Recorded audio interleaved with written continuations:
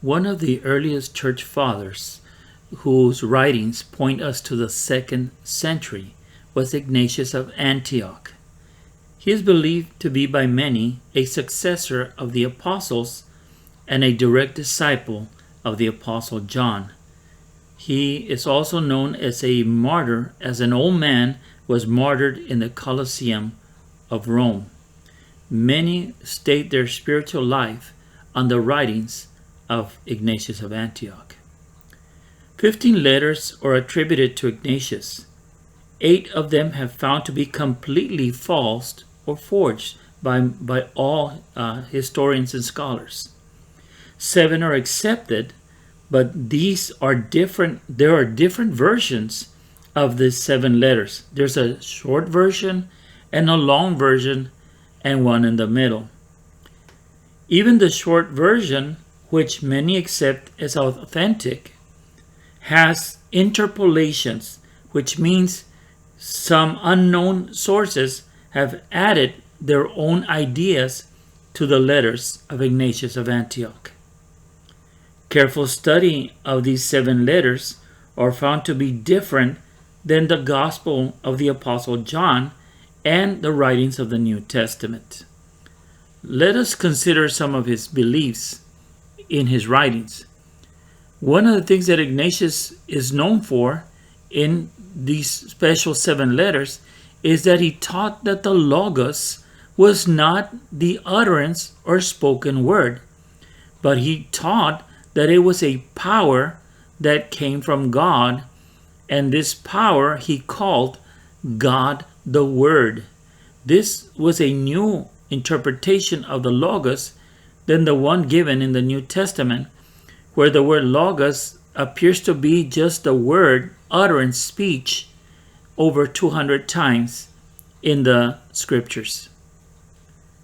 Many also accept that Ignatius taught that Mary, the mother of Jesus, that she never lost her virginity. This is known as perpetual virginity.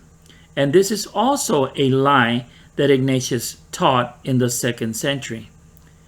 And at the time that Ignatius' letter came out in the 2nd century, so did a false letter, which is known as the Proto-Gospel of James. And this letter confirms everything that Ignatius was teaching about the perpetual virginity of Mary. This apocryphal book lies and says that Mary was in a cave when she was checked by a certain woman with a finger inspection to see if she was still a virgin, and she avowed that she was.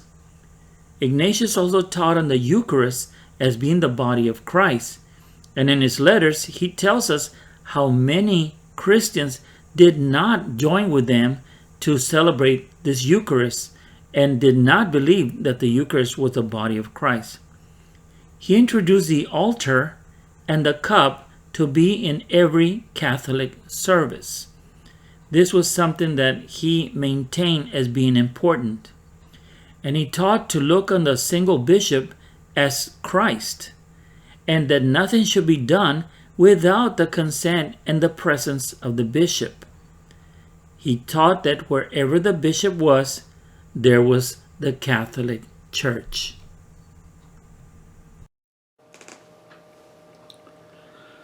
Let's not act like there's nothing wrong with the letters of Ignatius. If 15 letters are attributed to him and 8 of those are forgeries, and then the 7 that remain, they have different letters that they say different things or don't say different things. This is telling us that someone is really trying to give us something other than Ignatius' real letter. There's an attempt here, not only with Ignatius, but with all the fathers, to change their teachings, to change their beliefs. And they have accomplished that by interpolating into the writings. Ignatius is interpolated from one side to the other side. So those who accept these writings as something authentic must be missing a marble. They must not understand what truth is. Because when a letter is interpolated or attempts have been made to give us different letters, then we must be very careful with this. And really, we must reject the letters of Ignatius. We must reject Ignatius altogether, because we don't know if it was really Ignatius or other people that interpolated their ideas into his writings. And as of this modern time, his letters teach Catholic doctrine. And so if his letters teach Catholic doctrine and those were interpolations, then we know that these have been cited towards that religion. And we can also conclude that it was Catholics themselves who interpolated their ideas into the letters of Ignatius. I mean, let's not play around with this. This is showing us an attempt, a serious attempt to change the letters of Ignatius, and they did, and we cannot trust them.